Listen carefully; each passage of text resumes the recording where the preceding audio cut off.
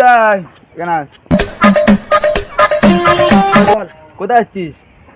এই তো বাজারে যাচ্ছি। আমার এই মালগুলো এনে দে তো। এটা ওকে দাঁড়া, ছবি তুলে নে। এনে এসে ফোনে বসা করা ঠিক না, কখন ফটো ডিলিট করে যাবে।